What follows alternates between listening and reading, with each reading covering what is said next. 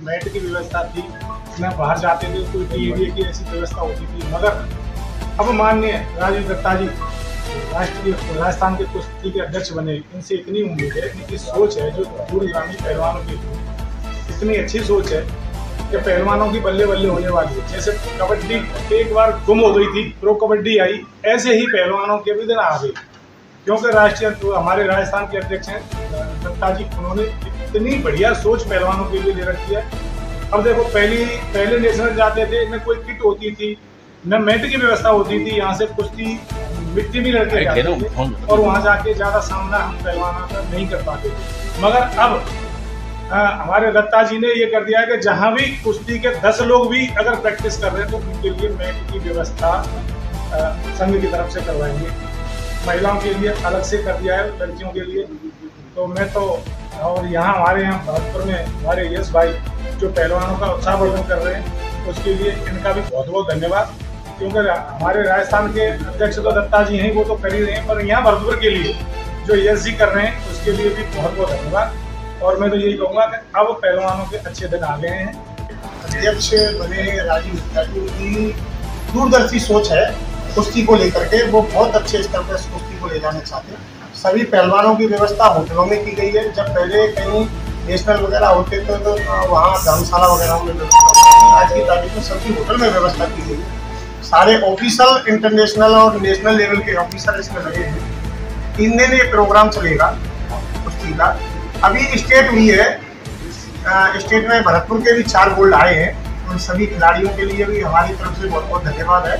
4 gold आने के बाद अभी नेशनल स्टेट में भी जो नेशनल में सुविधाएं दी हैं वही नेशनल वाली सुविधाएं स्टेट में भी, खाना पीना रहना सहना। और भरतपुर में मैं अपने यश भाई को बहुत बहुत धन्यवाद देना चाहूँगा सभी पहलवानों की तरफ से और अपनी तरफ से कि आप कुश्ती को इतना महत्व दे रहे हो, आप कुश्ती को, भरतपुर की कुश्ती को बढ़ाना चाह रहे हैं, इसलिए आपका भी बहुत बहुत धन्यवाद। आपका सहयोग हमेशा आपके साथ, हमारे पहलवानों के साथ बना रहे।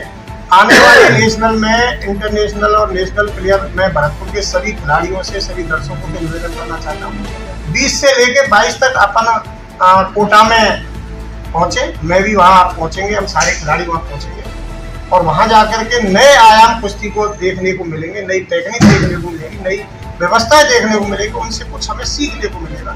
इंटरनेशनल रेफरी होंगे, इंटरनेशनल खिलाड़ी होंगे, सभी वहाँ अच्छी व्यवस्थाएं हमारे राजीव दत्ता जी ने की है और इसके लिए मैं उनके लिए पुनः बहुत बहुत धन्यवाद देना चाहता हूँ।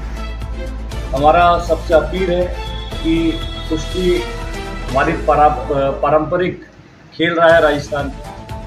राजा महाराजाओं के समय से इस खेल को राजस्थान में बहुत प्रोत्साहन के साथ देखा है और उसका उत्साहवर्धन किया है। पूरे कुश्ती को जीवित करने के लिए सब प्रयासरत है और आगे हमारा विजन है कि जो रेसलिंग से निकले हुए खिलाड़ी हैं, जो नेशनल में जो टॉप खिलाड़ी निकलेंगे, उनको सरकारी नौकरी की तरफ हम लेके जाएं और जितने भी राजस्थान केसरी और इस तरीके के पद पे जो भी खिलाड़ी हमारे बीच में आएंगे अब उनको भी संस्था द्वारा अच्छे से सम्मानित किया जाएगा। राजीव दत्ता जी पहले कह चुके हैं, जो भी हमारे यहाँ से राजस्थान में जो गोल्ड मेडल लेके आएगा उसको 1 लाख रुपये राजस्थान कुश्ती फेडरेशन द्वारा दिया जाएगा और जो सेकंड आएगा उसको 51,000 रुपये दिए जाएंगे।